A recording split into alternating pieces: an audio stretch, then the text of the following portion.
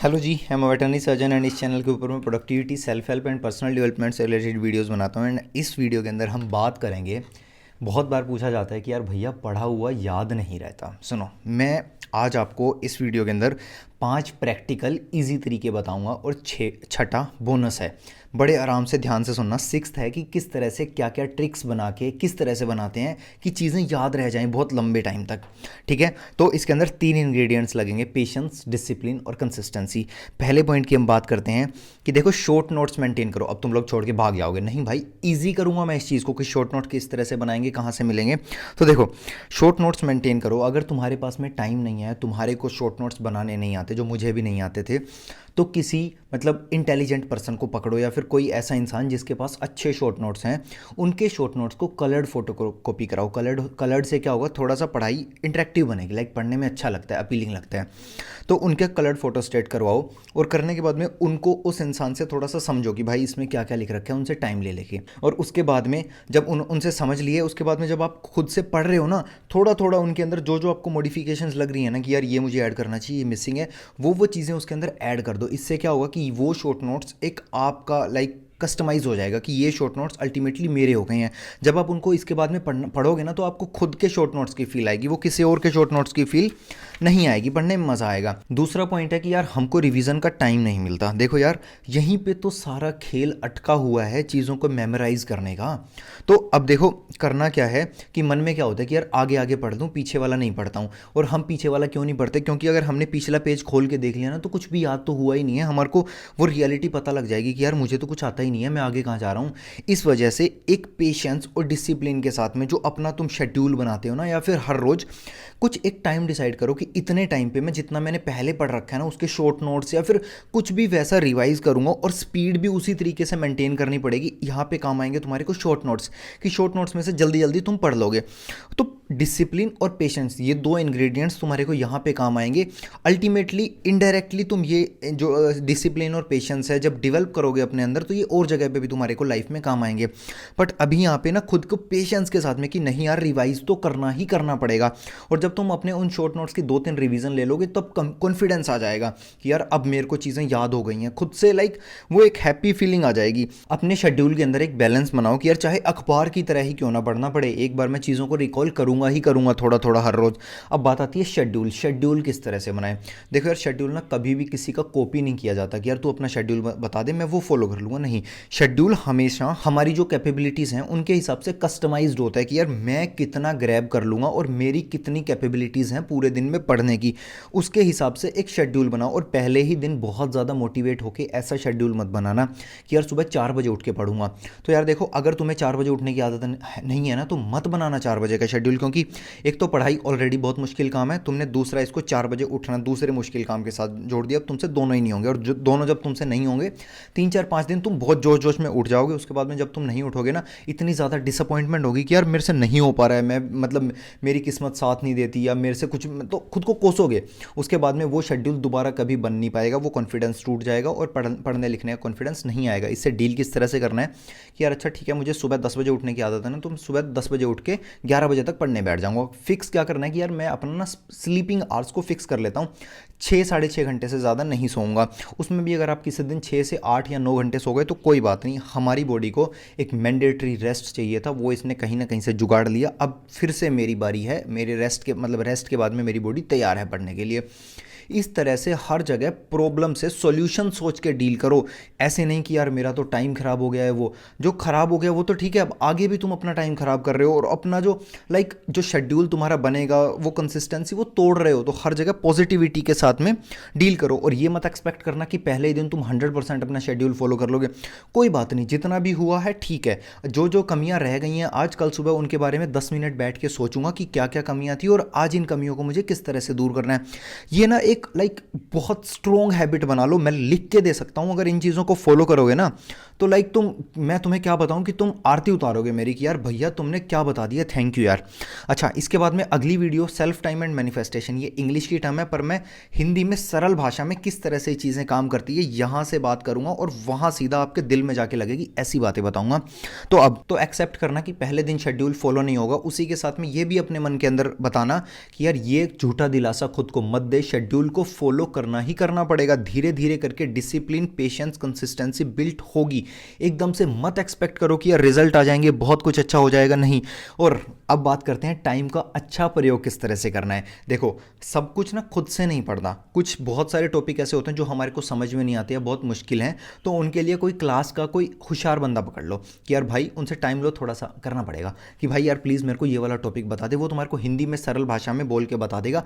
वो चीज़ें सीधा दिमाग में घुस जाएंगी। ठंडे दिमाग से उस भाई की बात सुनना, और उसको भाई को थोड़ा सा कोल्ड ड्रिंक, कॉफ़ी वगैरह पिला देना, खुश हो जाएगा। तो वो जो हम कोई सामने वाला हमारे को बोल के बताएगा ना, तो हमारे को याद हो जाएगा सब चीज़ें। तो उसके बाद में अपने जो उसके शॉर्ट नोट्स या किसी के शॉर्ट नोट्स हैं, उन शॉर्ट नोट्स के अंदर वो मार्क करते चलना कि अच्छा ये यहाँ पे है। इस तरीके से धीरे धीरे चीज़ें याद होने लगेगी। जब हम खुद से पढ़ेंगे और हम किसी और से पढ़ेंगे, उसमें बहुत ज़्यादा एडवांटेज पता है क्या होगा कि जब सामने वाला पढ़ा रहा है ना, तो हमने दिमाग नहीं लगाया, हमने अपने दिमाग में भड़क नहीं बजाई कि यार इसका मतलब क्या, ये समझ में नहीं आ रहा है। सामने वाले ने सीधा सीधा हमारे को कॉन्सेप्ट और चीज़ें वो समझा दी, हमारे दिमाग में घुस गई हैं। अब हमें सिर्फ रिवाइज करना है। तो क्या हुआ कि बहुत सारा टाइम जो हमारे को खुद से पढ़ने में लगने वाला था, अब नहीं लगेगा। अब हमारे को कम टाइम के अंदर उसमें काम चल जाएगा। बट एक और ज़रूरी बात कि मैं समझता हूँ कि आपकी जो सिचुएशन है कुछ और हो सकती है। कुछ भी आपको ये चीज़ें कि यार भैया मेरी तो सिचुएशन ही कुछ और है, तो आप प्लीज़ कमेंट करके नीचे बता देना। हर एक कमेंट अच्छे से लिखना कि क्या प्रॉब्लम है, क्या कुछ है। हर एक कमेंट पर्सनली पढ़ के उसका रिप्लाई करने वाला हूँ। कुछ भी अच्छा लगा तो तुरंत वीडियो बना दूंगा, ठीक है। इसके बाद में हम बात करते हैं 5वां पॉइंट कि यार खुद को ना डराना मत कि यार मेरे से तो हो नहीं रहा है, मुश्किल है यार, मैं नहीं कर पाऊंगा, पढ़ाई बहुत मुश्किल है। नहीं, खुद को समझाओ कि यार थोड़ा टाइम लगेगा पढ़ने में, 1-1.5 महीने में मैं धीरे धीरे चीज़ों को कर जाऊंगा। और जब 1-1.5 महीने में कंसिस्टेंसी, डिसिप्लिन के साथ में थोड़ा सा सिलेबस कवर हो जाएगा ना, उसके बाद में अपने अंदर से खुद से फील आएगी कि देख यार अब तूने थोड़ा बहुत सिलेबस कर लिया, अब तू अपना शेड्यूल और टाइम को ख़राब और ज़्यादा मत कर, ताकि तेरा जो पहले जितनी तूने मेहनत की है ना, वो भी सारी ख़राब हो जाए। इस वजह से जब थोड़ा बहुत अक्यूमुलेट होने लगेगा ना पढ़ा हुआ, तो आंखें खुली रह जाएंगी कि भाई अब पढ़ना है, अब पढ़ना है। इस तरह से सुबह उठने की स्पार्क भी आएगी, वो मोटिवेशन खुद अंदर से आने लग जाएगा। अभी क्यों नहीं आ रहा है? क्योंकि हमने कुछ भी पढ़ नहीं रखा है, और हम पढ़ रहे हैं तो खुद को खुद ही डिमोटिवेट कर रहे हैं कि मेरी तो किस्मत ख़राब है, मेरे से याद नहीं होता। इस तरीके से धीरे धीरे बिल्टअप करते हुए चलना है। एकदम से नहीं होगा, ये चीज़ एक्सेप्ट कर लेना। अब बात करते हैं 6th पॉइंट कि यार ट्रिक्स किस तरह से बनाएं पढ़ने की। देखो, मैं ना ये अपनी ट्रिक्स ना कितनी भी बेवकूफ़ हो सकती है, किसी भी तरीके की हो सकती है, सिर्फ ना सीधा सीधा मुझे याद रहना चाहिए। अब फॉर एग्जांपल ये एक डिजीज़ है मेडिसिन की, लेप्टोस्पायरोसिस। इसके अंदर मैंने क्या ट्रिक बना रखी है कि वेले स्टड्स गेड़ी मारेंगे, घूमेंगे, ठीक है। ये मेरी ट्रिक है। कितनी भी बेवकूफ़ ट्रिक हो सकती है, मैं ये तो मतलब बहुत सिंपल ट्रिक है, मैंने ऐसी बेवकूफ़ ट्रिक्स बना रखी है, मुझे याद रहता है। तो इससे किस तरह से याद रहेगा कि वेले से क्या है कि leptospirosis is also known as Weil's disease. उसके बाद में स्टड्स, स्टुअर्ट-गट्स डिजीज़, इसका दूसरा नाम एक ये भी है। उसके बाद में गेड़ी मारेंगे तो घूमेंगे, लेप्टोस्पायरोसिस, गेड़ी मारेंगे घूमेंगे, लेप्टोस्पायरोसिस। तो एक लाइन से मुझे 3-4 नाम इकट्ठे याद हो गए हैं। मुश्किल है, जो कि मैं अगर सीधा याद कर लेता तो याद हो जाते, बट रिकॉल नहीं कर पाता। इस तरीके से मैं रिकॉल कर पाऊंगा। 1-2 ट्रिक्स और आपको बताता हूँ, पढ़ने में आसानी होगी, चीज़ें याद रहेंगी। देखो, जोन्स डिजीज़, JIP, जे से है जोनिन्स टेस्ट, ये टेस्ट होता है इस डिजीज़ को डिटेक्ट करने के लिए। आई से है इंटरमिटेंट डायरिया, शायद कुछ और भी होगा, अभी पढ़ना पड़ेगा, बट हाँ इस तरीके से चीज़ें याद रहेंगी। और JIP, P4 क्या है? Para tuberculosis. कुछ भी ऐसी ट्रिक्स बनाओ जो तुम्हारे को समझ में आती हैं, किसी भी लेवल की, कुछ भी यार भाई, सीधा सीधा ना मुझे याद होना चाहिए, पेपर में मुझे वो याद आ जाना चाहिए कि हाँ यहाँ से ये ट्रिक बन के इसका आंसर ये है। यहाँ से मैं बता रहा हूँ, कंसिस्टेंसी, डिसिप्लिन, पेशेंस के साथ में हार्डवर्क करोगे ना, तो कोई ना कोई एग्ज़ाम कहीं ना कहीं ज़िंदगी में ऐसी जगह पहुँच जाओगे जहाँ आपने सोचा नहीं था कि यार शायद कुछ ऐसा भी हो सकता है लाइफ में। लास्ट में एक और डिस्कस कर लेता हूँ, जैसे कि क्या है, हाँ एक डिजीज़ है हेमोरेजिक सेप्टिसीमिया। अब इसके लिए मैंने क्या ट्रिक बना रखी है कि बाहर चल किसी को स्टॉक करेंगे, ठीक है। तो बाहर से क्या है, इस डिजीज़ का अदर नेम है बार्बन। स्टॉक करेंगे से है स्टॉक यार्ड डिजीज़, इस डिजीज़ का अदर नेम है। और स्टॉक यार्ड के अंदर क्या होता है? पास्चर, मतलब घास वगैरह उगी होती है। तो इस डिजीज़ का दूसरा नाम क्या है? सेप्टिसिमिक पास्चुरेलोसिस। मैं इस तरीके से याद करता हूँ। एक ज़रूरी बात रह गई थी, दोबारा से रिकॉर्ड करना पड़ रहा है। तो जब आप अपनी ट्रिक्स बनाओगे ना, उनको मार्क कर लेना अपने पेजेस पे कि क्या ट्रिक्स थी, किस तरह की। देखो, जिस तरह से बारबन से मैंने बाहर को मार्क कर रखा है कि मैंने बारबन बाहर से याद किया था। उसके बाद में जैसे मतलब पास्चुरल, ये सब चीज़ें मैंने याद कर रखी हैं। तो अब होगा क्या कि अल्टीमेटली जब आपको ये डिजीज़ के नाम तो 2 4 5 महीने साल के बाद में नहीं याद रहेंगे, बट वो ट्रिक्स हैं ना वो याद रहेंगी भाई। तो अब जैसे मैंने ये 2 पेजेस पे 17 18 डिजीज़ हैं भाई, तो मैंने इनको शायद 1.5 साल के बाद में पढ़ा था। मुझे सारी की सारी ट्रिक्स याद थी, पढ़ते के साथ ही मुझे सब कुछ याद आ गया। 2 या 3 रिवीजन के अंदर बिल्कुल रेडी टू गो हो गया मैं, 2 3 घंटे के अंदर सारा काम हो गया। तो मतलब जब आप इस तरह की उल्टी सीधी ट्रिक्स बनाओगे ना, तो एक्चुअल के डिजीज़ के नाम नहीं याद रहेंगे, पर वो ट्रिक्स याद रहेंगी। और जब आप पढ़ोगे उन ट्रिक्स के साथ में डिजीज़ के नाम को, तो वो डिजीज़ के नाम भी याद आ जाएंगे। इस तरीके से चीज़ें काम करती हैं। बहुत प्रैक्टिकल तरीका है भाई, बहुत लोगों के ऊपर अप्लाई करके देख चुका हूँ। तो इस वजह से कोशिश करना, ट्रिक्स बनाओगे बन जाएगी बात भाई। और ऑल्सो लास्ट में बहुत ज़रूरी बात, देखो भाई, ये जो मेडिसिन सर्जरी लाइक मेरे सब्जेक्ट तो इतने बड़े बड़े हैं कि मैं ट्रिक्स के हिसाब पे पूरा जो सिलेबस या सब कुछ याद नहीं कर सकता। तो ट्रिक्स सिर्फ उन्हीं चीज़ों की बनाना जो आपको लगे कि यार ये ज़रूरी है, मुझे याद नहीं हो रहा है, उन चीज़ों की ट्रिक्स। लाइक वो तो हमें डिसाइड करना पड़ेगा ना कि यार कितनी ट्रिक्स मेरा दिमाग हैंडल कर लेगा।